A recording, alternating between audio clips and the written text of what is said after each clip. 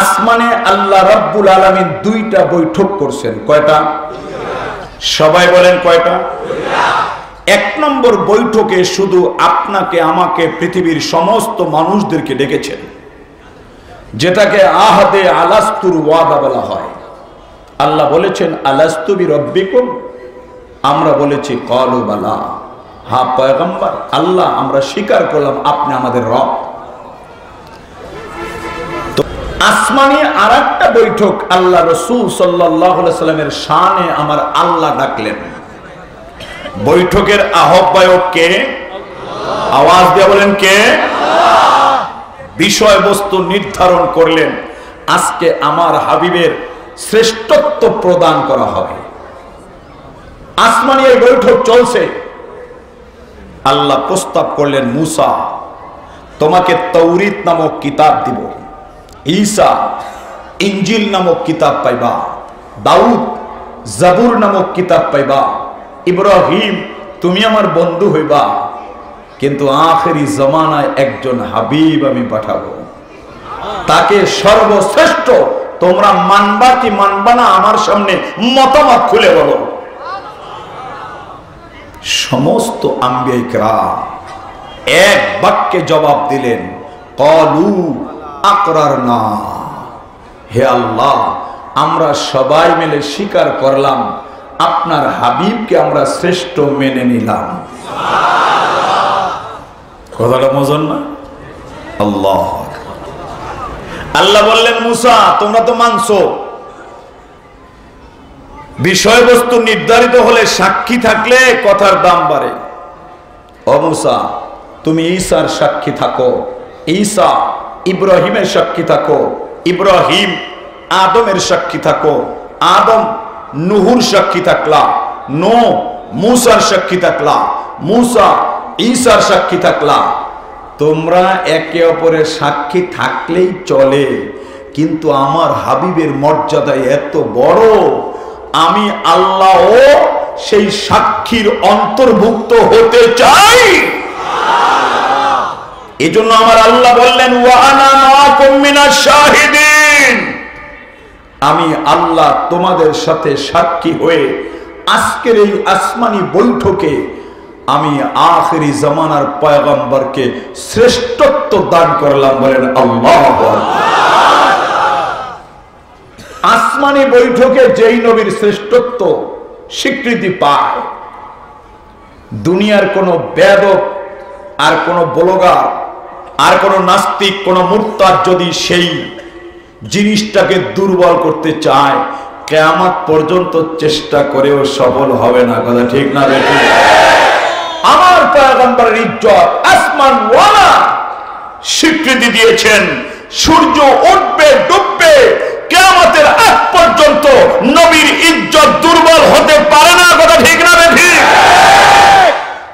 যে দুর্বল করতে চাইবে ওই দুর্বল হয়ে যাবে, যে ইসলামকে বিপক্ষে দাঁড় করাতে চাইবে ও জিরো হয়ে যাবে, ল্যাংড়া লোলা হয়ে যাবে।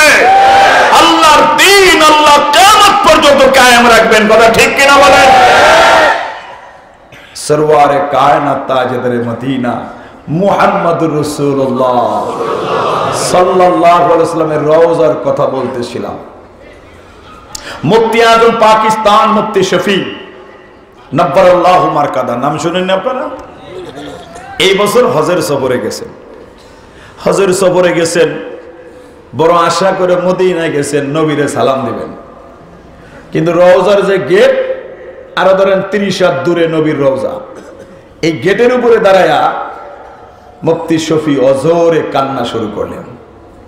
ঘটনাক্রমে ওই বছর হাকিমুল উম্মাত মুজাদ্দিদুল মিল্লাত শাহ মাওলানা আশরাফ আলী থানভী নব্বরাল্লাহু মারকাদা হজে গেছেন। ভক্তবৃন্দ নিয়া মাঠে বসে আছে, তাকায় দেখে শফি কাঁদে।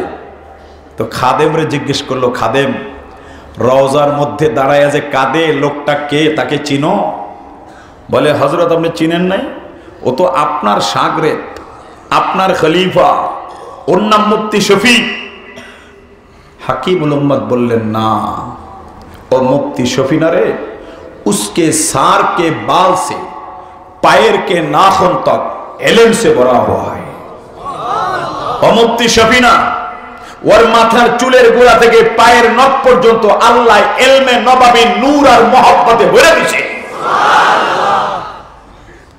এজন্য মাঝে মাঝে হাকিমুল উম্মত বলতেন, ও আব্দুল কাদের ও মুফতি শফি, আনতুমা আইনাইয়া, তোমরা দুইজন আমি আশরাফ আলীর দুইটা চোখ। মানুষ যেরকম দুই চোখ দিয়ে দেখে, আমি মাসলা মাসাইল শফি তোমার চোখ দিয়ে দেখি। কখনো মাসলায় পেশ লাগলে হাকিমুল উম্মত মুফতি শফিকে ডাকতেন, তুমি যেভাবে বলো আমার মন সেইভাবে মানার জন্য তৈয়ার হইয়া যায়। এত বড় দামি মানুষ রওজার সামনে দাঁড়াইয়া চোখের পানি ফেলে হাত তুলে ডাক দিছে, পয়গম্বর আমার, বড় আশা করে আপনার রওজায় আসছিলাম, আপনাকে একটা সালাম দিব। কতদিন অপেক্ষা করে পাই পাই টাকা জমা করে আপনার মদিনার মুসাফির হয়ে গেলাম। যখন সবুজ গম্বুজটা নজরে পড়ে গেছে, ও পয়গম্বর তাকায় দেখেন ভয়ে শফির কদম জমিনে আটকায়া গেছে। শফি আর আগে বাড়তে পারল না। পয়গম্বর বড় আশা করে আপনার রওজায় আসলাম, আপনাকে একটা সালাম দিয়ে মনের জ্বলনটা মিটায়া দিব। কিন্তু যখন দেখলাম আপনার রওজা পাক আর আমি শফি গুনাহ করছি, আমার হাতটা তো না পাক। নবী আপনার রওজা পাক, শফি গুনাহ করছে, পাওটা না পাক। আপনার রওজা পাক, শফি মিথ্যা বলছে, শফির মুখটা না পাক। না পাক পাওটা লইয়া আপনার পবিত্র রওজায় দাঁড়াইতে সাহস পাইলাম না। পয়গম্বর ভয়ে গায়ের পশমগুলো দাঁড়ায় গেছে, পাওটা জমিনে আটকায়া গেছে। যত চেষ্টা করলাম আর কদম আগে বাড়াইতে পারলাম না। ও নবী, বিদায়ের আগে আপনাকে একটা কথা বলে যাই। বিদায় তো নিব, একটা বার দূর থেকে আপনাকে বলি রে নবী, যদি আপনার বন্ধুর কাছে একটু বলতেন এশিয়ার শফিরে যেন আপনার বন্ধু পবিত্র বানায়া যায়। যদি আপনার বন্ধু আমাকে পবিত্র বানায়া দিত, আমি পবিত্র পাওটা লইয়া পবিত্র রওজায় দাঁড়াইয়া পবিত্র হাতটা দিয়া আপনার রওজার শিখটা ধইরা মনের মতো একটা সালাম দিয়া মনের জ্বলনটা মিটাইয়া আবার বাংলায় চলে যাইতাম। রওজা থেকে গাইবি আমার চলে আসছে, শফি তোর রওজায় আসতে হবে না, আমার আল্লাহ তোর সালাম পৌঁছাই দিছে। আল্লাহু আকবার, তুই হাত তুলে আল্লাহু আকবার। রাজ कैसी को नहीं मालूम के मोमेन कारी नजर आता है हकीकत में कुरान। ये राज कैसी को नहीं मालूम के मोमेन कारी नजर आता है हकीकत में कुरान। রবের সাথে বান্দার যখন ভাব লাগা যায়, ওই বান্দা আল্লাহ রসুলকে এমন ভালোবাসে ওর জীবন কোরবান হইতে পারে, কিন্তু নবীর গায়ে কাটা বিঁধতে দেয় না। কথা ঠিক না বেঠি? বানিয়ে দারুল উলুম দেওবন্দ কাসিমুল খয়রাত আল্লামা কাসিম নানতুবি নব্বরাল্লাহু মারকাদা মদিনা শরীফ চলে গেছে। মানুষকে ডাক দিয়া বলে, ও ভাই, আমার নবীর মদিনার হেরেম কোন জায়গা থেকে শুরু? একজন আয়েশা বলল, ভাই কাসেম, এখান থেকে নবীর রওজা শুরু। বলে তাই নাকি? বলে হ্যাঁ। বলে তাহলে একটা কাজ করো, আমাকে একটু উটের থেকে নামিয়ে দাও। উট থেকে নেমে গেলেন আল্লামা মুফতি শফি রহমাতুল্লাহ আরো বড় ওস্তাদ আল্লামা কাসেম নানতুবি উট থেকে নেমে গেলেন। মরুভূমির বালুর মধ্যে পায়ের জুতাটা খুলে ফেললেন। পায়ের জুতা খুইলা খালি পায়ে হাঁটা শুরু করলেন। কদম বাড়ায় আর সামনে যায় আল্লাহর পয়গম্বর মুহাম্মদুর রাসূলুল্লাহ সাল্লাল্লাহু আলাইহি ওয়াসাল্লামের এই আশিক। চলতে চলতে মরুভূমির বালুটা তো গরম, পায়ের নিচে ঠোসকা পড়ে গেছে, ছোট্ট ছোট্ট পাথরের গুতা লাইগা পায়ের নিচটা ছিদ্র হয়ে আর রক্ত জমিনে পড়ে যায়। মানুষ ডাক দেয়া বলে, মৌলভী কাসেম, লক্ষ মানুষ তো মদিনায় জুতা পায়ে দিয়া যায়, তুমিও জুতা পায়ে দাও। বলে, তোরা মদিনার মাটির দাম জানোস না রে। যেই জমিনে আমার পয়গম্বর কদম লাগাইয়া হাঁটছে, ওই জমিনে কাসেম জুতা পায়ে দিয়া হাঁটতে পারে না। আল্লাহু আকবার। খাকে মদিনা শেফাত, মদিনার মাটিকে আমার আল্লাহ ঔষধ বানাইয়া দিছে। সাহাবী আসছেন, পয়গম্বর হাতের মধ্যে খাসলি পাসরায় ভরে গেছে। নবী একটু থুতু বালুর মধ্যে দিয়া কাদা মাটি বানাইয়া হাতের মধ্যে মলমের মতো লাগাইয়া দেয়। কিছুক্ষণ পর উঠাইয়া দেখে নবীর থুতু আর মদিনার মাটির বরকতে হাতের চামড়া আগের চাইতে ভালো হয়ে গেছে। আল্লাহু আকবার। এই জন্য কবি বলেন, খবরদার মদিনার জমিনে যাইবা বেদবি কিন্তু কইরো না। বলে, কেমনে চলবো?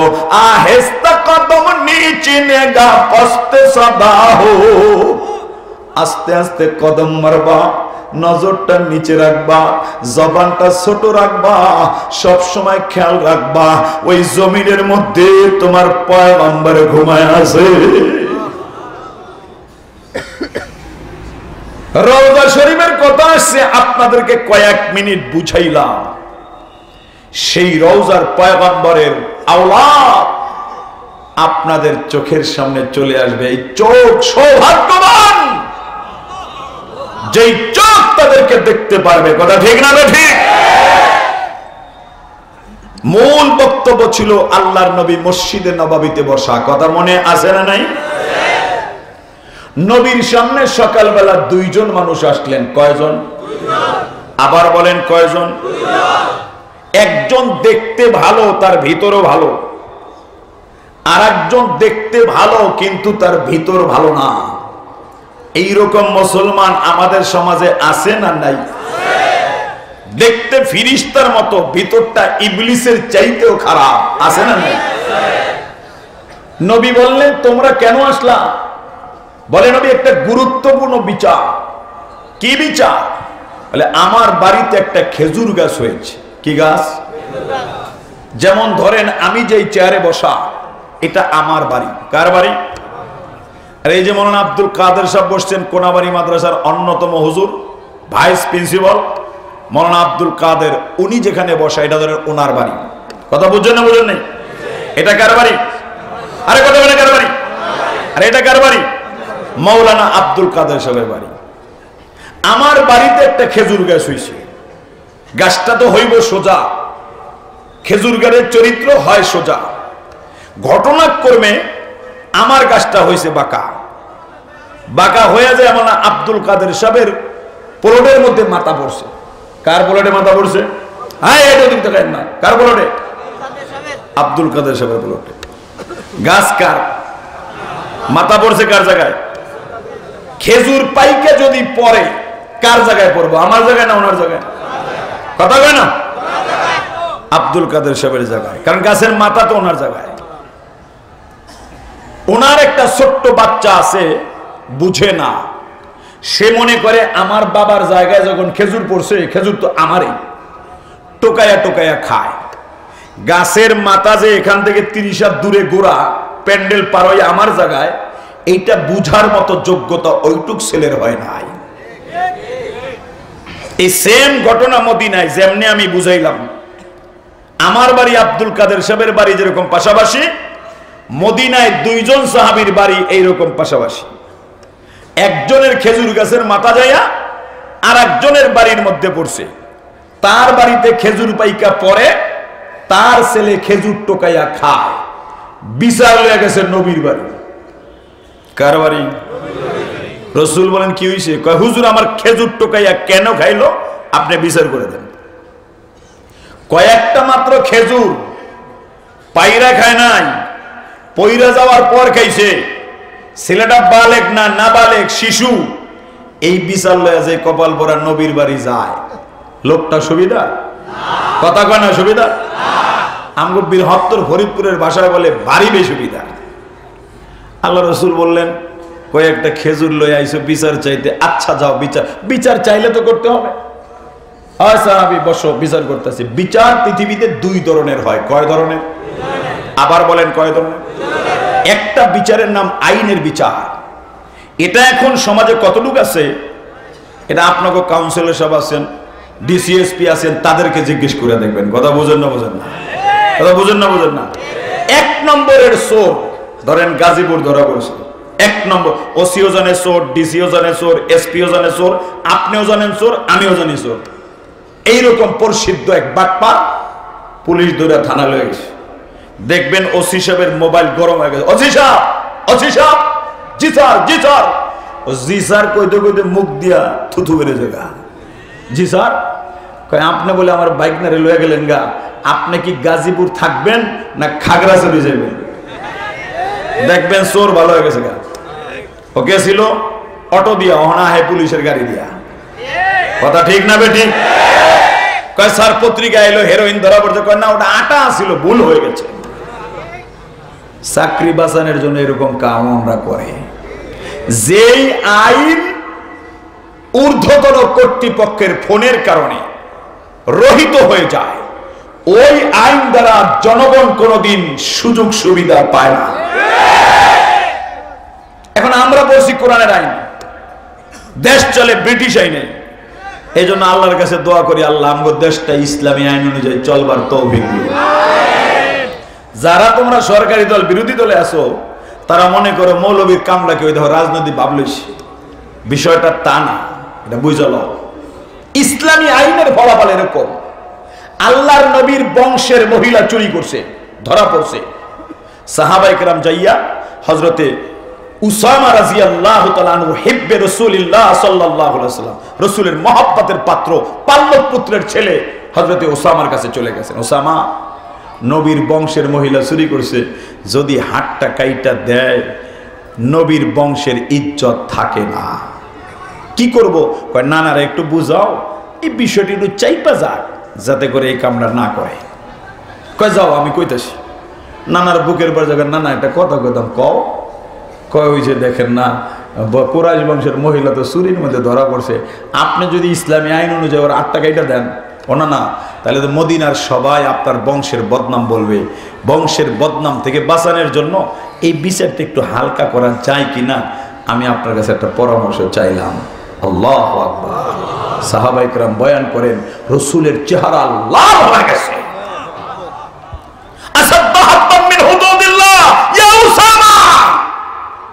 তুমি আমাকে আল্লাহর আইন বাস্তবায়নের ক্ষেত্রে বাধা প্রদান করতে চাও? শুনে রাখো, লাউ সারাকাত ফাতেমা বিনতে মুহাম্মদ, যদি আমার কলিজার টুকরা ফাতেমা আর চুরির মধ্যে ধরা পড়ে যায়, মুহাম্মদ প্রথম তার হাতটা কাইটা ইসলামী আইন বাস্তবায়ন করবে। এইটার নাম ইসলামী আইন। যদি এখনো বাংলাদেশে যতটুকু আইন আছে, সেই আইন যদি ইসলামিক চরিত্রের সাথে মিলে বাস্তবায়ন করা হয়, এদেশে দুর্নীতি থাকতে পারে না, ক্যাসিনো থাকতে পারে না, ইয়াবার চালান আসতে পারে না, হত্যা লুণ্ঠন ধর্ষণ হতে পারে না। কথা ঠিক না ঠিক?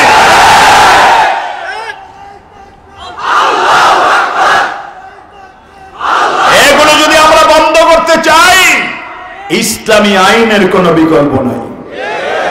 মানলে ফলাফল ভালো হইব, না মানলে সারা জীবন তোমরাই মারামারি করে মরবা। মৌলবীরাই বেজালের মধ্যে যায় না।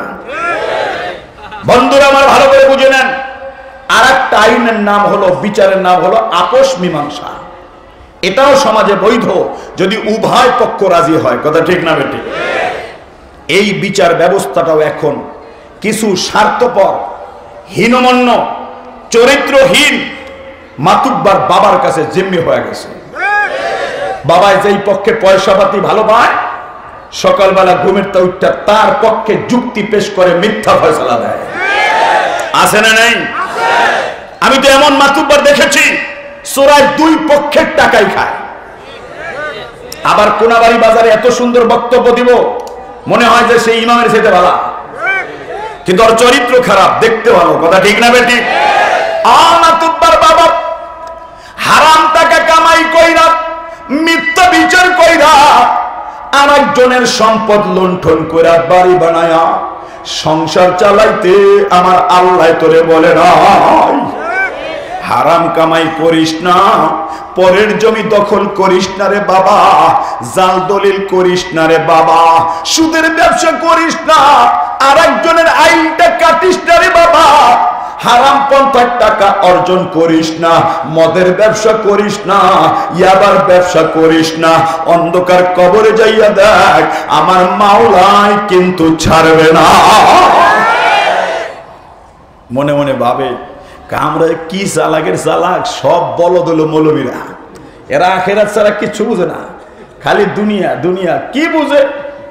ঘরের অন্ধকারে 10 কোটি টাকার চেক জালিয়াতি করলাম, কেউ তো ধরতে পারলো না। আছে না নাই? ও বাবা, সব অপরাধ করলা তুমি, জনগণের মাল লুণ্ঠন করলা তুমি, চুরি করলা তুমি, ডাকাতি করলা তুমি, সব ধরনের অপরাধের দায়িত্ব তোমার মাথায়।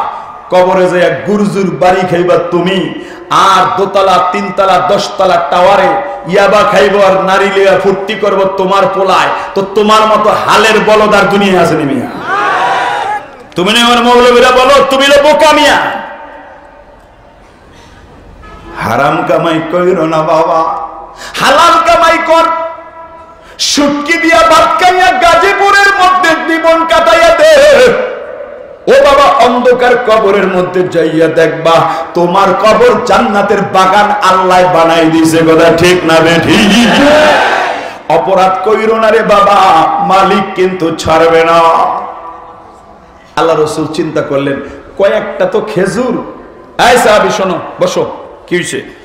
কয় দাবি ছেড়ে দাও, আল্লাহ তোমার জান্নাতে এর চাইতে উত্তম ফল খাওয়াইব। বিচারটা খারাপ হয়েছে? নাম কে আসতে? সাহাবী কয় ও নবী, আমার খেজুর খাইল নগদ আর আপনি বিচার করলেন বাকি। কি কইলা? কয় নবী আমি কবে মারা যাব? কয় তুমি মরবা, এটা তো আল্লাহ আমারে কয় নাই। কিয়ামত কবে হইব? বহুত দিন বাকি। কয় নবী কোন দিন জানি মরি, 50 বছরও তো বাঁচতে পারি। এরপরে হিসাব কিতাব, কবরে যাব। কবরের পরে 50,000 বছর দাঁড়াই থাকতে হবে হিসাবের জন্য। এরপরে ভাগ্য ভালো হইলে জান্নাত, ভাগ্য খারাপ হইলে জাহান্নাম। আমার খেজুর খেলো কালকা, আর আপনি বিচার করলেন হেই বাকির জান্নাতে। আমি এত সরল সাহাবী না নবী, অত লম্বা বাকির আশায় নগদের দাবি ছাড়তে পারবো না। যে কপাল পোড়া নবীর বিচার মানে না, ওইটাই মুসলমান থাকবো? কথা কয় না থাকবো? আল্লাহ রসুল আর একটা বিচার করছেন, ইহুদির পক্ষে রায় দিছেন, মুসলমানদের ঠগায়া দিছেন। মুসলমানে কয় বিচার মানি না নবীর, কই যাব? কয় চল ওমরের কাছে চল। ওমরের কাছে গেছে গা। ওমরে যা কয় ওমর কি হইছে? কয় যে একটা কথা ভালো করে শুনো। মাইকলা আসেনি এখানে? তোমার এই বাম দিকের মাইকটা একটু দেখো। আপনার কথা কয় না, আপনি শোনা যায় না? আরে শোনা তো যায়, তাহলে অসুবিধা কি? তো ডাক দিয়ে বলতেছে ওমর, নবীর কাছে একটা বিচার নিয়ে গেছিলাম।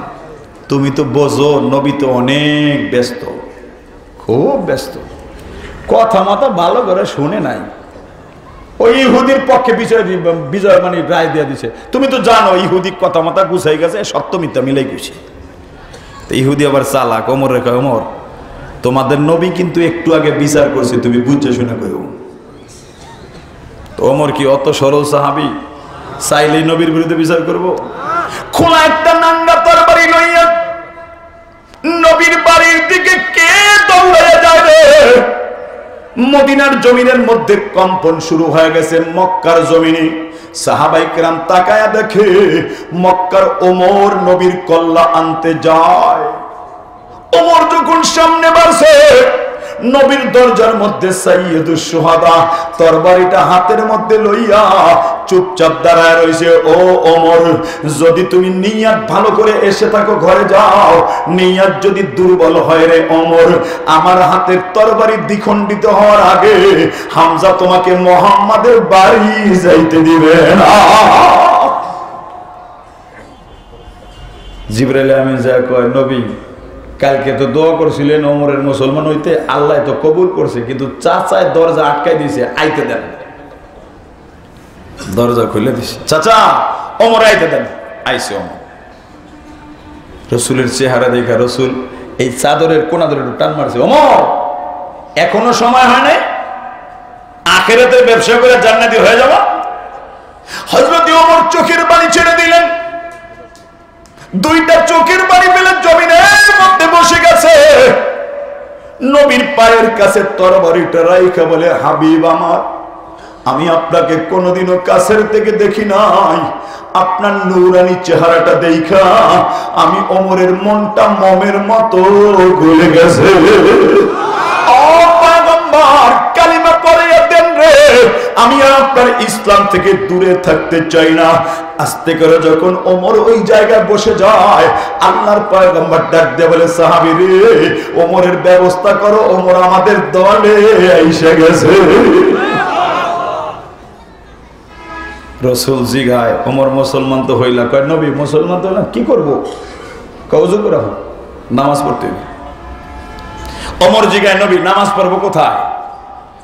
কয়, ওমর একটা ভেজালের প্রশ্ন করলাম, পড়া তো দরকার মক্কা শরীফের চত্বরে, কারণ ওখানে 1 রাকাত নামাজ পড়লে আল্লাহ কইছে 1 লাখ রাকাতের নামাজ সব দেয়। কিন্তু ওমর, আমগো তো শক্তি নাই, ঘরের মধ্যেই পড়ো, সুযোগ হইলে তোমার লইয়া মক্কায় যায় নামাজ পড়ো। ওমর জিজ্ঞেস করে, নবী আপনি কি সত্য নবী? বলে হা। কোরআনও সত্য? বলে হা। ইসলাম সত্য ধর্ম তো নবী? বলে হা। ওমর জিজ্ঞেস করে, গতকালকে গোপনে নামাজ পড়ছেন, মক্কার ওমর মুসলমান হইতে পারে না, আজ কাবার ওমর মুসলমান হয়ে গেছে, আজকেও যদি গোপনে নামাজ হয়, ও পয়গম্বর প্রশ্ন করতে চাই, খাত্তাবের পুত্র মক্কার লিডার 26 বছরের তাগড়া জওয়ান ওমর ইসলাম গ্রহণ করে ইসলামের লাভ হলো কোথায়? পয়গম্বর আপনাকে প্রশ্ন করতে চাই, গতকালকে গোপনে নামাজ পড়ছেন, কাবার ওমর কিন্তু কালিমা পড়তে পারে নাই, আজকেও যদি গোপনে নামাজ হয়, খাত্তাবের পুত্র মক্কার ওমর মুসলমান হইয়া আপনার ইসলামের লাভ হলো কোথায়? পয়গম্বর তরবারিটা হাতের মধ্যে দেন রে, আমি কাবার চত্বরে যাইতেছি। ও পয়গম্বর, আজকেই মক্কায় প্রকাশ্যে নামাজ হবে, মক্কায় এমন কোন মা নাই যে খাত্তাবের পুত্র ওমরের তরবারির মোকাবেলা করতে আসবে।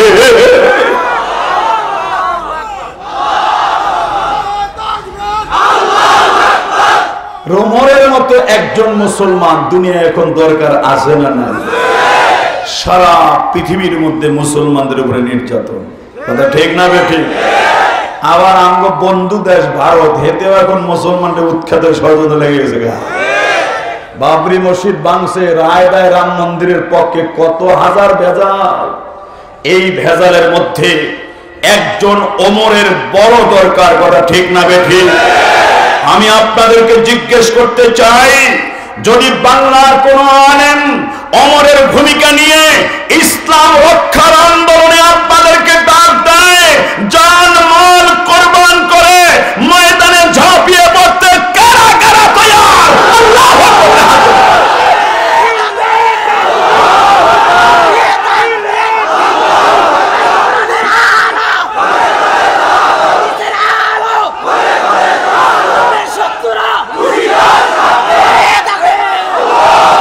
ভয়ের কোনো কারণ নাই, ভয়ের কোনো কারণ নাই। ইসলাম কিয়ামত পর্যন্ত তার জায়গায় টিকে থাকবে, কথা ঠিক কিনা বলেন? পয়গম্বর ঘোষণা করেছেন, লা তাযালু তায়েফাতুম মিন উম্মতি মানসুরিনা আলাল হক লা ইয়াদুররুহুম মান খাযালাহুম হাত্তা ইয়াতি আমরুল্লাহ। কিয়ামত আসার আগ পর্যন্ত এই দিন কেউ দুর্বল করতে পারবে না। দিনের জন্য এক জামাত শাহাদাতের জন্য তৈয়ার হয়ে যাবে, কথা ঠিক না ঠিক?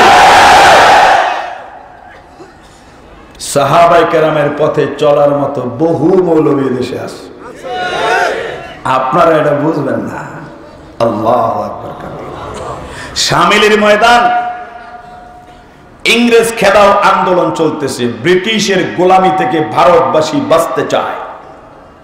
যার কারণে গান্ধীজির সাথে শৈখুল ইসলাম হোসাইন আহমদ মাদানি একসাথে হইয়া আন্দোলন করছে।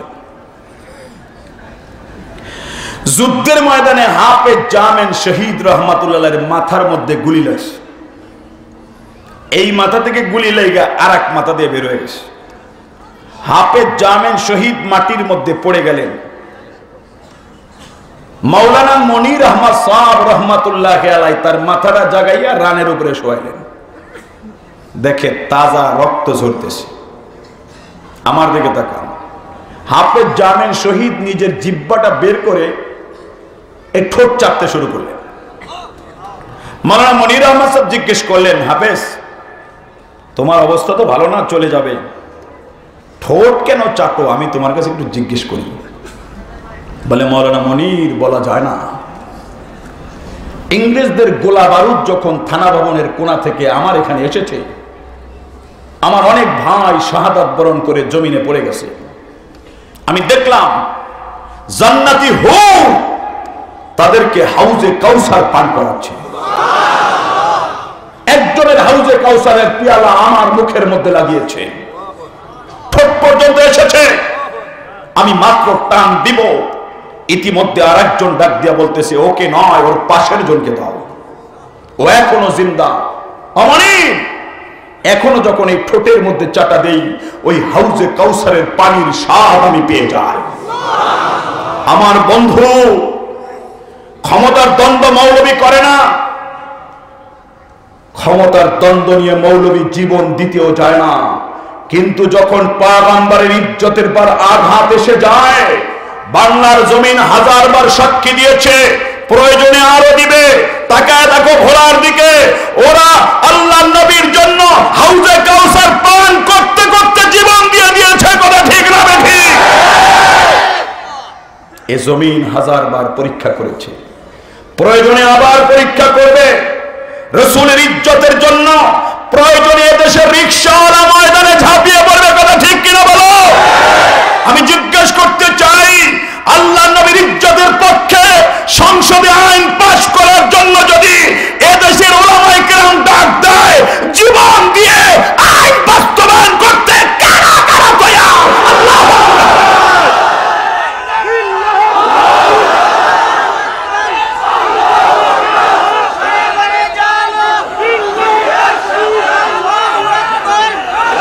আমার বন্ধু, তোমাদেরকে বলতে চাই, আল্লাহর পয়গম্বর মুহাম্মদ রাসূলুল্লাহ সাল্লাল্লাহু আলাইহি ওয়াসাল্লামের সাহাবী হযরতে ওমর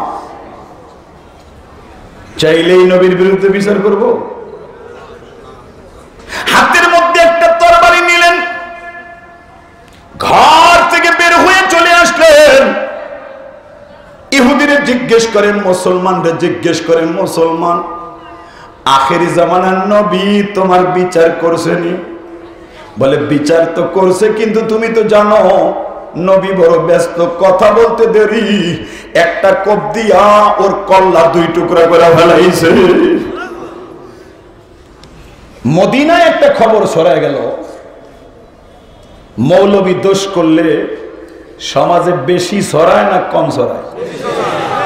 তোমার বউ, তোমার মেয়ে সাজায় গোছায় শহীদ মিনারে লয়ে যাও, মানুষে দেখে, ধাক্কা দেয়, কোনো দোষ নাই। মৌলবী দাওয়াত খাইতে গেছে, পর্দাটা উইরা গেছে, মৌলবীটা তাকায়, মৌলবী দেখ চরিত্রটা খারাপ, চশমার উপর দিয়ে তাকায়। কথা ঠিক না বেটি? পর্দা নাই, কিছু নাই, কিন্তু মৌলবীর দিকে নজরটা খুব ভালো আছে। মদিনার জমিনের মধ্যে একটা খবর মুনাফিকরা ছড়াইয়া দিছে, কয়লা ধুইলে ময়লা যায় না। ওমর মুসলমান হইলে কোনো লাভ নাই, কারণ ওমরের চরিত্রটা পাল্টায় না। নাউজুবিল্লাহ। একজন মানুষ জিজ্ঞেস করে, কিও ভাই কি হইছে? বলে, আগে রাস্তার মধ্যে ডাকাতি করত, চাইলেই মানুষ খুন করত, এখন নিজের মুসলমান ভাইরে খুন করে দরজায় ফালাইয়া দিছে। এবার দেখা যাবে মুহাম্মাদের বিচার কেমন হয়। নবী পেরেশান না? আল্লাহ রাসূল ঘরের মধ্যে গেছে, ওমর একটা মুসলমান মাইরা ফেলাইলো, কি একটা ভেজাল। যাই ওমরের বাড়ি, জিজ্ঞেস করি, ওমর তুমি এই মানুষটাকে কেন মারলা? আগের দিনের অবস্থা পাল্টাইলে না, মানুষে খারাপ কয়। কদমটা বাড়াইয়া মাত্র পাও দিবেন মসজিদে নববীতে, সামনে তাকায় দেখে হযরত জিবরাইল সালাম দিছে। আল্লাহু আকবার বলেন। নবী কই যান? ওমরের বাড়ি যায়। ওমর তো বেজার লাগাই দিছে। কি হইছে? কই যে মুসলমান মেরে ফেলেছে। আল কতলু বিল কতলি, কেউ যদি কাউকে হত্যা করে ইসলামের বিধান তারেও হত্যা করে দিতে হয়। জিবরিল আমিন বলে, ও পয়গম্বর, ওই মামলা তদন্ত করতে আপনার ওমরের বাড়ি যাইতে হবে না। তদন্ত রিপোর্টের পেপার কাটিং লইয়া আমার আল্লাহ সাংবাদিক জিবরাইলকে আপনার কাছে পাঠাইছে। আল্লাহু আকবার বলেন। ওমর জিজ্ঞেস করেন, নবী জিজ্ঞেস করেন, জিবরাইল রে, আমার বন্ধু কি রিপোর্ট পাঠাইছে? বলে, ও নবী, আগে পেপারের হেডলাইনটা শুনালাম, ভিতরের পৃষ্ঠা পরে বলে কি হেডলাইন? বলে, আল্লাহ বলছে ওমর যে মুসলমান মারছে এর দ্বারা ওমরের কোনো অপরাধ হয় না। নবী জিজ্ঞেস করলেন, জিবরাইল রে, মাইরা ফেলাইলো মুসলমান, হইল না কোনো অপরাধ, কারণটা আমাকে একটু খুইলা বলো, আমি বুঝতে পারি না। জিবরাইল বলে, পয়গম্বর, ওইটা বুঝার জন্য ভিতরের পৃষ্ঠার কলম পড়তে হবে, আগেই বোঝা যায় না। নবী, আপনি ধৈর্য সহকারে বসেন, আমি খুইলা বলি, আপনার মনে কোনো প্রশ্ন থাকবে না। নবী আমার বসে গেছে। জিবরাইল ডাক দিয়ে বলে, ওগো পয়গম্বর, যেই কপালপুর আপনার বাড়ি বিচার নিয়ে আসছিল, কিন্তু আপনার বিচার নামাই না, ওমরের বাড়ি সানি বিচার নিয়ে গেছে, পরপাল বিচার নিয়ে গেছে। ও পয়গম্বর, যে আপনার বিচার মানে না, আমার আল্লাহর কাছে সে মুসলমান থাকে না। এই কপালপুরা যখন আপনার বাড়ি গেছে, আমার আল্লাহর অন্তরের ইচ্ছা ছিল কেউ যদি তাকে হত্যা করে ফেলায় তার মর্যাদা বাইরা যাবে।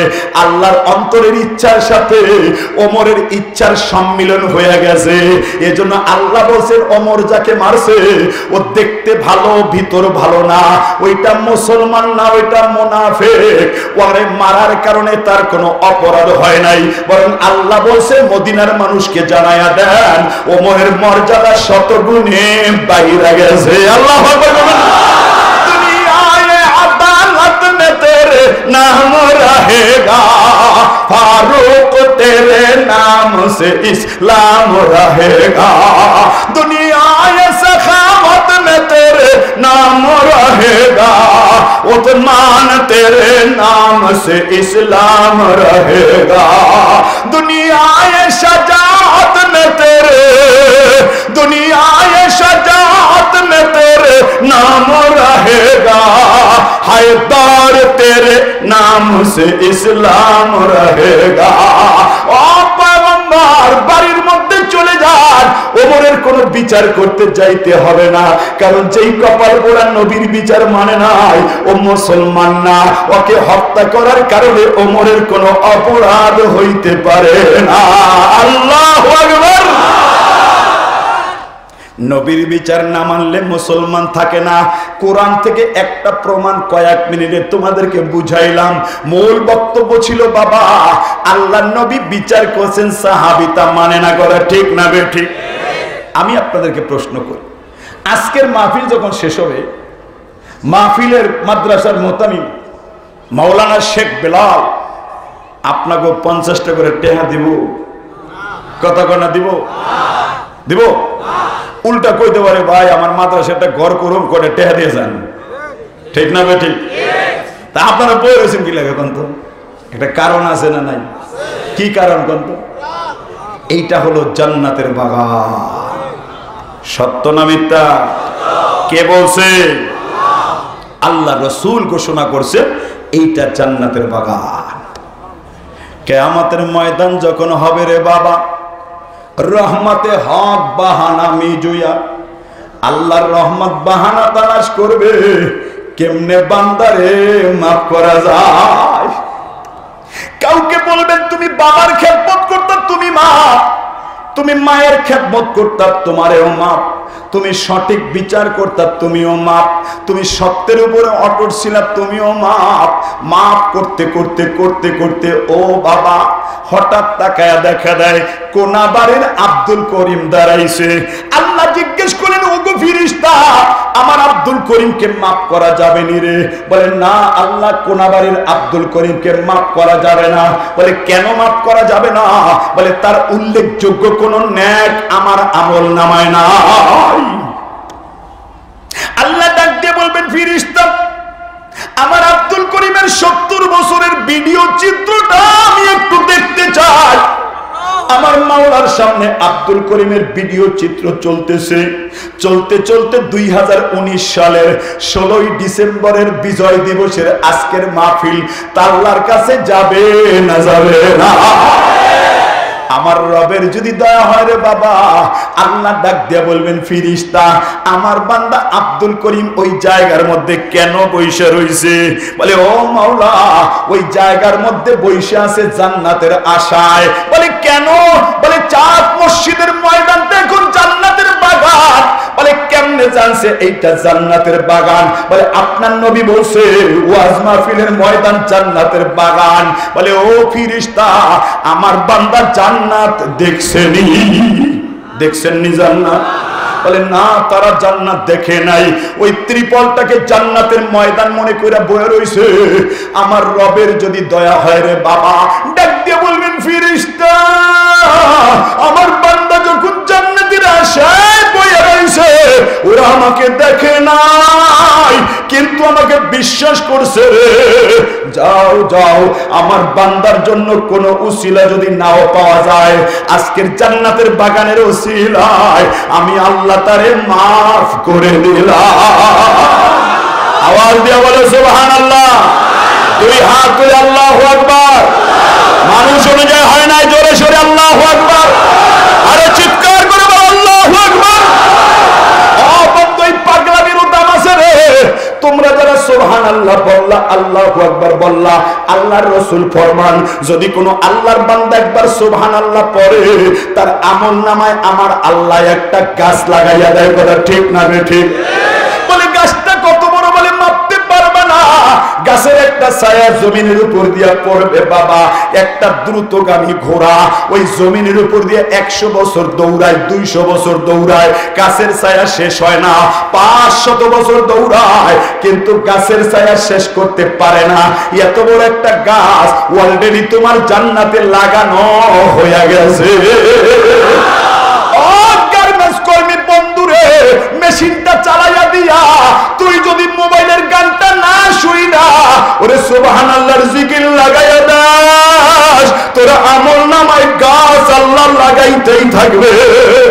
ও পর্দার আড়ালের মায়েরা রে, ভাত রান্না করতে চলে গেছো মা, তুমি টিভির সুইচটা বন্ধ করে দাও। তোমার ওই তরকারি কাটাটা চলতে থাকবে আর রবের জিকির চলতে থাকবে মা। দৈনিক যদি 500 বার সুবহানাল্লাহ পড়ো, 500টা গাছ তোর জান্নাতে লাগানো হবে বাবা। তাহলে তোর হায়াত যদি 70 বছর হয়, কত গাছ তোর জান্নাতে আমার আল্লাহ লাগাইবে। ও বাবা, কিয়ামতের ময়দান যখন কায়েম হয়ে যাবে, ও বাবা জান্নাতীরা আল্লাহর কাছে প্রশ্ন করবে, মালিক আমার জান্নাতটা তো পদ্মা নদীর চরের মতো দেখা যায়, জান্নাতে ফলের গাছ নাই, ফুলের গাছ নাই। আল্লাহ বলবে, তুই সকাল বিকাল আমারে ডাকস নাই, আমি চাইলেই তোর জান্নাতে গাছ লাগাইয়া সাজাইতে পারি না। যে যত বেশি জিকির করবি বাবা, কিয়ামতের ময়দানে তোর জান্নাত অত সাইজা যাবে বাবা। তাও তো বাকির জান্নাতের আশায়। কথা ঠিক না বেঠি? ও বাবা, এক কথায় বলতে গেলে দুনিয়ার মধ্যে জন্ম থেকে মৃত্যু পর্যন্ত যত নেকের কাজ বান্দা বান্দি করে, কোনোটাই নগদ পাওয়া যায় না বাবা। এই যে তুমি আমি নামাজ পড়ি বাবা, নামাজের কিন্তু নগদ কোনো ফায়দা নাই। ও বাবা, জীবনভর তো নামাজ পড়লা, কেউ কি তোরে 100 টাকা ওয়াক্ত পড়তে দিছেনি? আল্লাহ রাসূল ফরমাইছেন, আস-সালাতু মিফতাহুল জান্নাহ, নামাজ হইল জান্নাতের চাবি বাবা। তাহলে বোঝা যায় জান্নাতের গেটের মধ্যে একটা তালা লাগবে, ওই তালা খুলতে নামাজ নামের চাবি লাগবে। কথা ঠিক না বেঠি? ও বাবা, তাহলে আমরা তো বলতেই পারি নামাজ পড়বে যারা জান্নাতের তালা খুলতে পারবে তারা। কথা ঠিক না বেঠি? বাবা বুঝা শুই না উত্তর দিও, ওরে শুধুমাত্র শুক্রবারের নামাজ পড়ে তালা খোলা যাইবনি। কথা কয় না যাইবনি? কয় ওয়াক্ত নামাজ পড়তে হবে বাবা? 2 হাত আল্লাহরে দেখাও বাবা, কয় ওয়াক্ত? আজকে থেকে পরবানি বাবা 5 ওয়াক্ত। 5 ওয়াক্ত নামাজ পড়বে যারা, আমার রবের জান্নাতের তালা খুলতে পারবে তারা। কথা ঠিক না বে ঠিক? ও বাবা কেন রোজা রাখলা?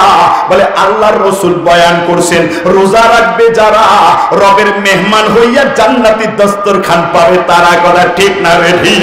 ও বাবা কেন হজ করলি রে?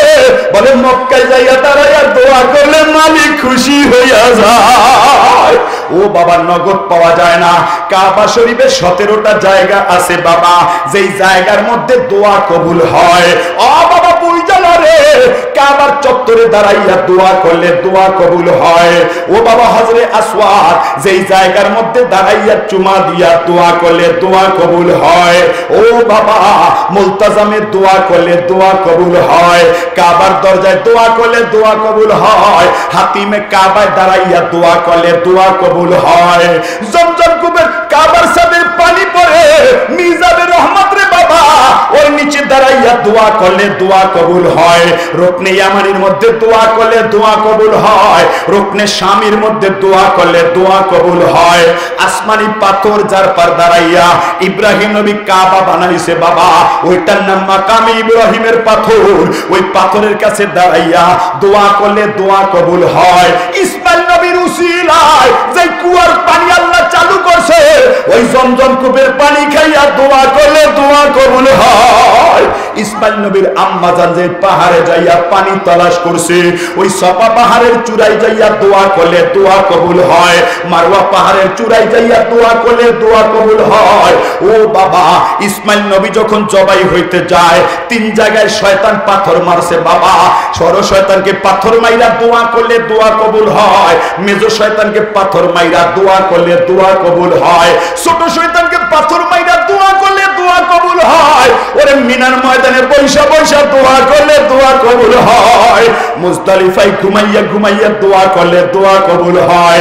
আরাফার ময়দানে দাঁড়াইয়া আমার আল্লাহর আসমানে তাকাইয়া লাব্বাইক আল্লাহুম্মা লাব্বাইক বইলা যদি কোন গোলাম হাজির হইয়া যায়, আমার আল্লাহ তার নামটা নিষ্পাপ কাতারে লেখাইয়া দেয়। আল্লাহু আকবার।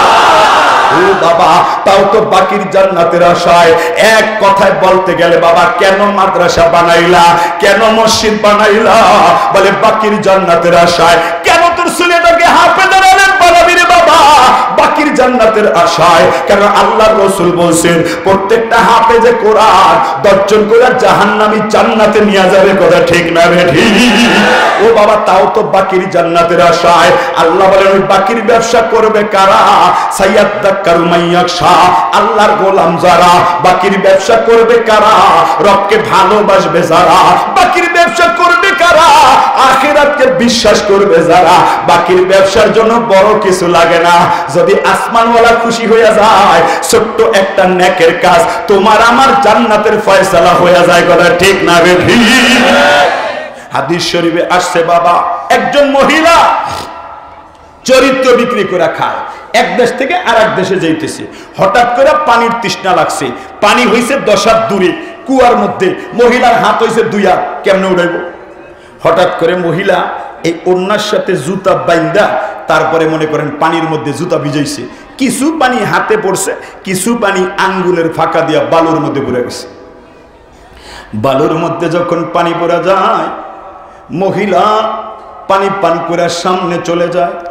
50 হাত দূরে গেছে, হঠাৎ তাকাইয়া দেখে মরুভূমির মাঝে একটা কুকুর শুধু দৌড়ায়। জিহ্বাটা 1 বিঘা বের হয়ে গেছে। মহিলা কুকুরের দিকে তাকাইয়া দিলটা নরম হয়ে গেছে। মহিলাদের মনটা একটু নরম। কথা ঠিক না বে ঠিক? পুরুষের থেকে নরম না? বয়স দেখে কুকুর যাইয়া ওই যে বালুর মধ্যে পানি পইরা সাদা বালু ভিজা গেছে, ওই বালুর মধ্যে চোষণ দিছে। বালুর মধ্যে চোষণ দিলে কি পানি পাওয়া যাইব? পাও দিয়া গর্ত করছে, দেহে পানি নাই। শেষ পর্যন্ত মহিলার দিকে রওনা দিছে। মহিলারে আবার টেক কইরা দূর থেকে ডাক দিছে, মা। মরুভূমির মাঝে তুমি পানি পান করছো রে মা, আমি দূর থেকে তাকায় দেখছি রে মা। আমি দূর থেকে তাকায় দেখলাম রে মা, ও মা তোমার কাছে একটা কথা বলি। মা গো আমার তোমার কাছে বলতে চাই, তোমার যেরকম পানি দরকার আমারও ওই রকম পানি দরকার। মাগো তুমি সৃষ্টির সেরা, তোমারে যেভাবে আল্লাহ বানাইছে, আমি সৃষ্টির নিকৃষ্টতম জানোয়ার, আমার নাম কুকুর রে মা, আমারেও তোমার আল্লাহ বানাইছে রে মা। মা একটু পানি দে রে, নচেৎ কুকুর মারা যাবে রে মা। মাগো আমি জানি তুমি যদি আমাকে পানি পান করাও কেউ তোমাকে বাহবা দিবে না, কারণ একটা কুকুরকে পানি পান করালে কেউ তারে বাহবা দেয় না, কিন্তু তুমি যদি একটু পানি পান করাও আমার বিশ্বাস এই পৃথিবীর জমিনের মধ্যে কেউ কিছু না বললেও আখিরাতের ব্যবসায় আমার আল্লাহ তোমারে ঠকাইবে না। মহিলা কুকুরের ভাষা বুঝা ফেলাইছে, এবার ডাক দিয়ে বলে বাবা চল সামনে চল। কূপের কাছে যাইয়া আগের মতো পানি উঠাইয়া যখন কুকুরের গালের মধ্যে দেয়, আল্লাহ ডাক দিয়া বলেন জিবরাইল রে আমার বান্দি কেন কুকুরকে পানি পান করায়? বলে আল্লাহ আপনিই তো ভালো জানেন। বলে আমার বান্দি কুকুরকে পানি পান করায় একমাত্র আখিরাতের আশায়। যাও রে জিবরিল যাও, আমার বান্দিরে বুঝাইয়া দিও এই পৃথিবীর জমিনে যতবার যত নেক কাজ গুনাহ ও করছে, আজকের কুকুরকে পানি পানের উসিলায় আমি মাওলা তোরে মাফ করে দিলাম। আল্লাহু আকবার। আতা রাজুলুম মিন আসলাম ফাসালা রাসূলুল্লাহ সাল্লাল্লাহু আলাইহি ওয়াসাল্লাম মাল ঈমানু ইয়া রাসূলুল্লাহ ক্বালা আল ইখলাস আও কামা ক্বালা নবী আলাইহিস সালাম। আল্লাহর পয়গম্বরের সাহাবী বয়ান করেন, আসলাম গোত্রের যুবক আল্লাহর নবীর দরজায় দাঁড়াইয়া প্রশ্ন করে নবী আমার ঈমান কাকে বলে? বলে ঈমানের অপর নাম হলো ইখলাস। ও বাবা ইখলাসের সাথে যদি ছোট্ট একটা নেকের কাজ হয়, আসমানওয়ালা যদি খুশি হয়, তোমার নামটা বাকির জান্নাতের লেখা হয়ে যায়। করা ঠিক না রে ঠিক? এজন্য বন্ধুরে ভালো করে বুঝো লইও, ওই বাকির ব্যবসার জন্য বড় কিছু লাগে না। দুনিয়ার কয়েকটা বাকির ব্যবসার কথা তোমাদেরকে বলি বাবা। তোমার গ্রামে একটা মাদ্রাসা আছে বাবা, ওই মাদ্রাসার একটা ছাত্র তোর বাড়িতে দুপুরে গেছে। ও বাবা তোর টাকা পয়সা নাই, চান্দা দিতে পারো না, ওরে দেখে বিরক্ত হইও না, মনে মনে চিন্তা করো মালিক আমার ও তো আমার নবীর বাড়ির মেহমান। এক গ্লাস লেবুর শরবত পান করাইয়া ওর কলিজাটা ঠান্ডা বানাইয়া দিলা।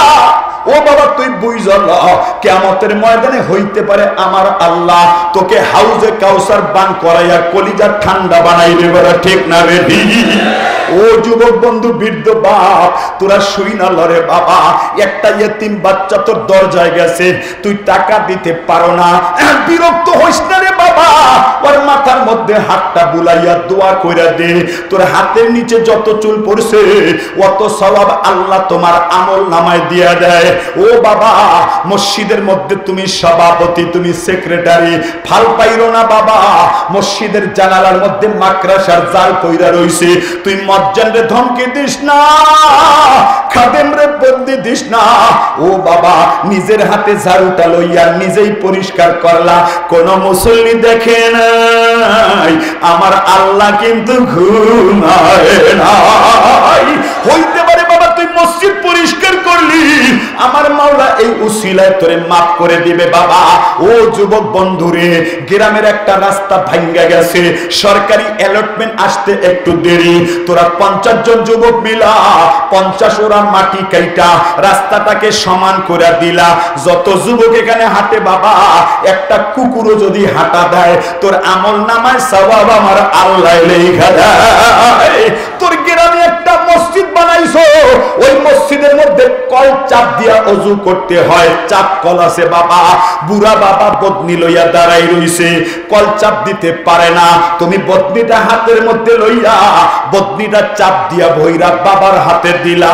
বাবাই ওযু কইরা নামাজ পড়া যত সওয়াব পায় তোমার আমল নামায় আমার আল্লাহ অত সওয়াব দেয়। ও যুবক বন্ধু বুঝলা রে, তুই বাড়ির মধ্যে মধ্যে খানা খাইতে বসছো, হাড্ডিগুলো পানির মধ্যে ফালাইও না, মাছের কাঁটাগুলো পানির মধ্যে ফালাইও না। ও বাবা, এইটা তোর রিজিক না, নষ্ট করার অধিকার আল্লাহ তোরে দেয় নাই। একটা প্লেটের মধ্যে লইয়া ওই জঙ্গলের একটা কোনায় সাইরা রাখবি বাবা। তুই তাকাইয়া তাকাইয়া দেখবা ওই পিঁপড়ায় কামড় দিয়া 50টা পিঁপড়া মিলা কাঁধে লইয়া আরেক গর্তে চলে যায়। যত পিঁপড়া মাছের কাঁটায় কামড় দেয়, অত সওয়াব আমার আল্লাহ তোমার আমল নামায় দিয়া দেয়। ও বাবা, পাখির ব্যবসার জন্য বড় কিছু লাগে না রে। ছোট্ট একটা নেকের কাজ যদি আমার মাওলার দপ্তরে কবুল হইয়া যায়, তোমার নামটা জান্নাতি কাতারে লেখা হয়। বলা ঠিক না বেঠিক? ও যুবক বন্ধু, জিজ্ঞেস করতে চাই, ওই বাকির ব্যবসার জন্য যদি তোমার জীবনে কোনো প্রেক্ষাপট এসে যায়, ব্যবসা করতে রাজি আছো না? কারা কারা রাজি? দুই হাত তুলে আল্লাহু আকবার। আমাদের আকাবের আসলাম সারা জীবন একটা ব্যবসা করছে, সেটা হলো বাকির ব্যবসা। কিসের ব্যবসা? কখন আসবে ওইভাবে বয়ান শেষ করুন। আল্লাহু আকবার। আমাদের আকাবেরা কিসের ব্যবসা করছে? কথা বলে কিসের ব্যবসা করছে? বাকির ব্যবসা। কেন? বলে ওইটাই স্থায়ী। কথা ঠিক না বেঠিক? বাকির ব্যবসার মাসআলা যখন আসছে, ওলামায়ে কেরাম তাদের জীবন অক্ষ করে। একজন মৌলবী, তুমি তার চাকরি নষ্ট করার চেষ্টা করো, তারে গালি দাও, ষড়যন্ত্র করো, আর ও হাত তুলে গভীর রাত্রে দোয়া করে, আল্লাহ আমার সেক্রেটারির ছেলেটারে তুমি হাফেজ আর আলেম বানায়া দাও। কেন করে? কেন করে? আখিরাতের আশায়। এই বাকির ব্যবসা করতে করতে করতে করতে কোনদিন যদি আমার আল্লাহ জীবনটাও ভিক্ষা চায়, এই জীবনটাও বাকির ব্যবসায়ীরা দিয়ে দেয়। কথা ঠিক না বেঠিক? এই জন্য শাপলা চত্বরে আঘাত খাইলো, আবার তো বোলায় জমা হয়ে গেল। কথা ঠিক না বেঠিক?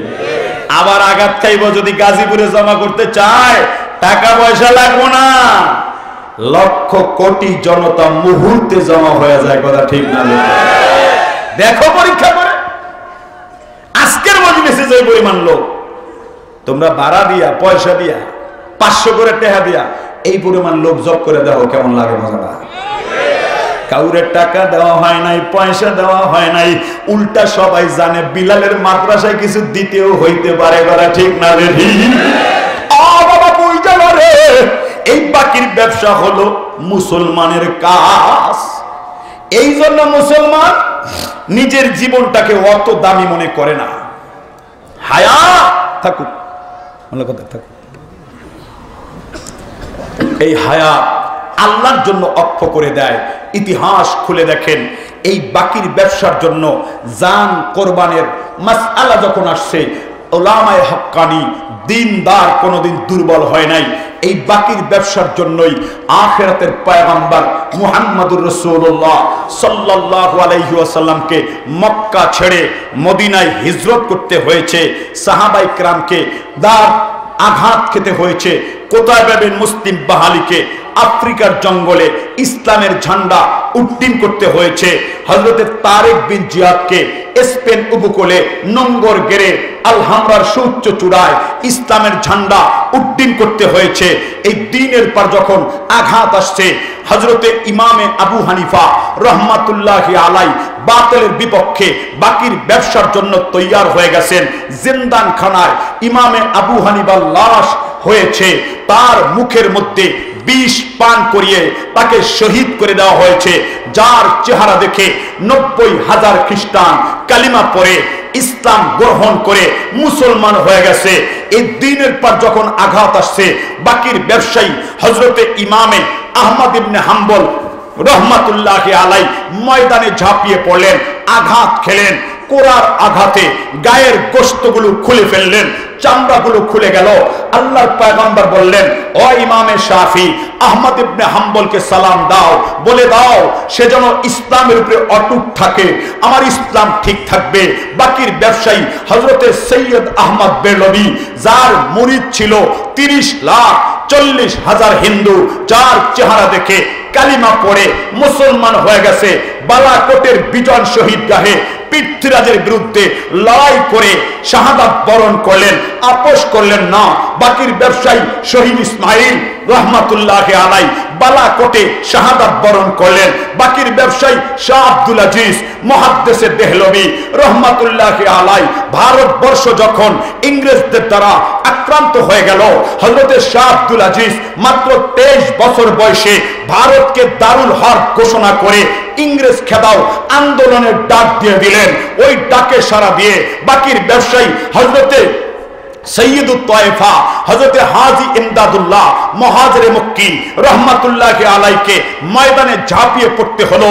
আমি নিজের চোখে দেখে এসেছি হাজী ইমদাদুল্লাহ খানকার মধ্যে ইংরেজ আগুন লাগিয়ে দিয়েছে, 4-5 হাত কামরা, কিন্তু খানকার আগুন জ্বলতেছে, দরজা জ্বলে গেছে, জান্নালা জ্বলতেছে, কিন্তু হযরতে ইমামে আজম রহমাতুল্লাহ অনুসারী সৈয়দুত তয়েফা হযরতে হাজী ইমদাদুল্লাহ মুহাজিরে মক্কির গায়ের একটা পশম পুড়তে পারে নাই। এই ময়দানে আসলেন হযরতে শাইখুল ইসলাম হুসাইন আহমদ মাদানী, ময়দানে আসলেন মুফতি রশিদ আহমদ গঙ্গোহী, হযরতে কাসিমুল খয়রাত আল্লামা কাসিম নানুতুরি। শুরু হয়ে গেল বাকির ব্যবসার ধারা। দিল্লির চাঁদনী চক থেকে নিয়ে খায়বার গিরিপথ পর্যন্ত আনুমানিক 300 কিলোমিটার লম্বা রাস্তার মধ্যে উলামায়ে কেরামের লাশ ঝুলতে থাকলো, কিন্তু উলামায়ে কেরাম আপোষ করতে জানলেন না। জান যাবে কিন্তু আমরা ইংরেজদের সাথে আপোষ করতে পারি না, আমাদের দেশের ইসলামকে জলাঞ্জলি দিতে পারি না। ময়দানে ঝাঁপিয়ে পড়লেন কাসিম নানুতুবি, জেল খাটলেন, আপোষ করলেন না। বাকির ব্যবসায়ী জাফর আহমদ দানেশ্বরীকে 8 বছরের শিশু বাচ্চার সামনে লোহার খাঁচা বানিয়ে পাখির মতো খাঁচার মধ্যে দাঁড় করিয়ে চতুর্দিকে শলাকা লাগিয়ে দাঁড় করিয়ে দিয়েছে। যেই দিকে হেলান দেয় রক্ত ঝরতে থাকে। জেলখানায় বন্দী হয়ে গেলেন মাওলানা জাফর আহমদ দানেশ্বরীর 8 বছরের শিশু বাচ্চা। দরজায় দাঁড়িয়ে বললেন, বাবা তুমি কি হকের পর নাই? কেন তোমার পরে এই জুলুম? আল্লামা জাফর আহমদ দানেশ্বরী বললেন, যাও তোমার আম্মাকে নিয়ে বাড়ি যাও, যদি দুনিয়া হায়াত থাকে জাফরের সাথে তোমার দেখা হবে, যদি হায়াত না পাওয়া যায় হাউজে কাউসারের সামনে দাঁড়িয়ে আমার জন্য অপেক্ষা কইরো, ওই জায়গার মধ্যে জাফরের সাথে তোমাদের দেখা হয়ে যাবে। ও বন্ধু, মিস্টার টমসন বয়ান করেন, আমার সৃষ্টিকর্তার কসম আমি আগুনে মানুষ পোড়া পচা গন্ধ পেয়ে ঘর থেকে বের হয়ে গেলাম, বাহিরে চলে আসলাম। আমি দেখলাম 40 জন উলামায়ে কেরামকে শুকুরের চামড়ার মধ্যে ভরে অগ্নিকুণ্ডে নিক্ষিপ্ত করে জ্বালিয়ে দেওয়া হয়েছে। বাকি 40 জনকে উলঙ্গ করে দাঁড় করিয়ে ইংরেজ অফিসার প্রস্তাব করছে, মিয়া একবার বলো এই দুনিয়ার মধ্যে আর ইংরেজদের বিরুদ্ধে তোমরা কোনো কথা বলবে না, তোমাদেরকে জুলুম করব না, ছেড়ে দেওয়া হবে। মিস্টার টমসন বলেন, আমার সৃষ্টিকর্তার কসম আমি নিজের চোখে দেখলাম লক্ষ লক্ষ উলামায়ে কেরামের সামনে একজন আলেম মাথা নত করে নাই। বাকি 40 জনকে শুকুরের চামড়ার মধ্যে ভরে দুনিয়ার থেকে বিদায় করে দেওয়া হলো। ওরা বাকির ব্যবসায় দুনিয়ায় থাকতে আসে নাই, ওরা জানে দুনিয়া একদিন শেষ হয়ে যাবে, এজন্য দুনিয়ার জন্য কোনো চিন্তা নাই। বাকির ব্যবসায়ী আল্লামা শাইখুল হিন্দ মাহমুদুল হাসান দেওবন্দি রহমাতুল্লাহি আলাই, শাইখুল ইসলাম হুসাইন আহমদ মাদানী বয়ান করেন, মাল্টা দ্বীপের মধ্যে আমার উস্তাদকে বন্দী করা হলো, রাতের অন্ধকারে পাতাল জেলখানে নিয়ে যাওয়া হলো। আমি দেখলাম আমার উস্তাদ চিৎকার করছে, আমি টিনের ফুটা দিয়ে তাকিয়ে থাকলাম। ওস্তাদের গায়ের মধ্যে লোহার শিক গরম করে ওই শিকটাকে কোমরের মধ্যে ধরে তারপরে ইংরেজ অফিসার বলতেছে, ও মাহমুদ হাসান একবার বলো ইংরেজদের বিরুদ্ধে কোনো ফতোয়া দিবে না, তোমাকে ছেড়ে দেওয়া হবে। মাহমুদ হাসান ডাক দিয়ে বলে, ইয়া আল্লাহ আমি বিলালের সাথে হাসর করতে চাই, খাব্বাবের সাথে হাসর করতে চাই, আম্মারের সাথে হাসর করতে চাই। বলতে বলতে ওস্তাদ আমার বেহুশ হয়ে গেলেন, আবার হুশ আসলো, একই অবস্থা চলতে থাকলো। ফজর হয়ে গেল। ও ভাই, আমার ওস্তাদের কোমরের মধ্যে একটা টুকরা গোশত বাকি ছিল না, হাড্ডি আর হাড্ডি তাও কালো হয়ে গেছে। ময়দানে আসলেন হযরতে শাইখুল ইসলাম হুসাইন আহমদ মাদানী। এলান হলো এই জায়গায় হুসাইন আহমদ মাদানী বয়ান করতে পারবে না। হুসাইন আহমদ মাদানী স্টেজ উঠে এলান করলেন, আয় अंग्रेज कुत्ते के बच्चे, अगर गोली करना है ये है हुसैन अहमद का सीना। सीना खुले दिलेन, बुदामगुलो খুলে গেল, ইংরেজদের দামান বন্ধ হয়ে গেল। হযরত শাইখুল ইসলাম 3 ঘন্টা বয়ান করলেন, ইংরেজ তার বুকের মধ্যে গুলি করতে সাহস করল না। যার পর ভিত্তি করে ময়দানে আসলেন সুলতান টিপু, মহীশূরের কেল্লা বানায়া ইংরেজ বিরোধী আন্দোলন শুরু করে দিলেন। ময়দানে আসলেন মীর নেসার খান তিতুমীর, বাঁশের কেল্লার ইতিহাস রচনা হয়ে গেল। ময়দানে আসলেন পীর মহসিনুদ্দিন দুলমিয়া, মাত্র 42 বছরে 22 বছর 12 বছর পর্যন্ত 14 বছর 42 বছরের হায়াতে জেল খেটে ইতিহাস রচনা করে গেলেন। বাকির ব্যবসায়ী আপোষ করতে জানে না। ময়দানে আসলেন শামসুল হক ফরিদপুরি রহমাতুল্লাহি আলাইহি, আইয়ুব খানের বিপক্ষে গর্জন ছাড়লেন, আপোষ করতে জানলেন না।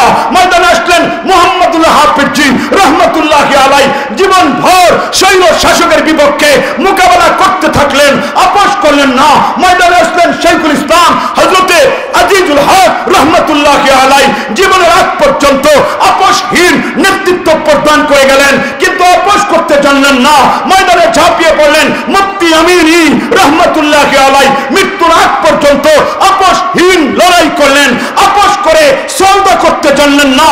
যেই দিন পরগার আমার পয়গম্বরের কলিজা আঘাত দিল, 90 বছরের আহমদ শফি 40 বছরের ওমরের ভূমিকা নিয়ে বাংলা চষে বেরিয়ে এমন আন্দোলনের সূচনা করলেন। আমি জিজ্ঞেস করতে চাই, আবার যদি কেউ বাকির ব্যবসার জন্য তোমাদেরকে ডাক দেয়, নিজের জীবন দিয়ে আহমদ শফির ডাকে জান কোরবান করতে কারা কারা তৈয়ার? আল্লাহু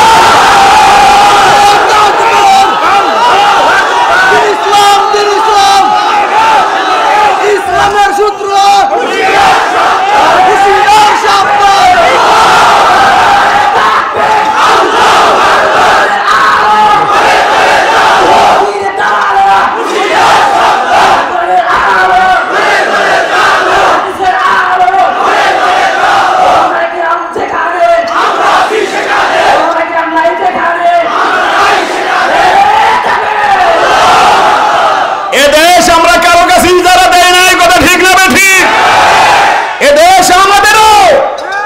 আপনাকে আমাকে সোচ্চার থাকতে হবে। ওলামায়ে হক্কানি যদি ডাক দেয় জান কোরবান করতে কারা কারা তৈয়ার? আল্লাহু আকবার। বন্ধুরা আমার, আমরা বাম দিক থেকে একটু রাস্তা করে দেই, আমরা বাম দিক থেকে রাস্তা করব, কেউ দাঁড়াবো না, কেউ দাঁড়াবো না, আমরা বাম দিক থেকে রাস্তা করে দেই। হযরত চলে আসতেছেন, আমরা দয়া করে মেহেরবানি করে কেউ দাঁড়াবো না, সকলে বসে পড়ি, খামোশ। হযরত স্টেজে চলে আসবেন, এখানেই আমাদের সাথে দেখা হবে, কথা ঠিক না বেঠিক? আওলাদে রাসূল আসতেছেন, আল্লাহ তুমি কবুল করো, আল্লাহ কবুল করবেন ইনশাআল্লাহ, আল্লাহ কবুল করবেন ইনশাআল্লাহ, আল্লাহ তুমি কবুল করো, মঞ্জুর করো। সকলে বসে পড়ি, সকলে খামোশ বসে পড়ি, আল্লাহ বরকত দেবেন ইনশাআল্লাহ।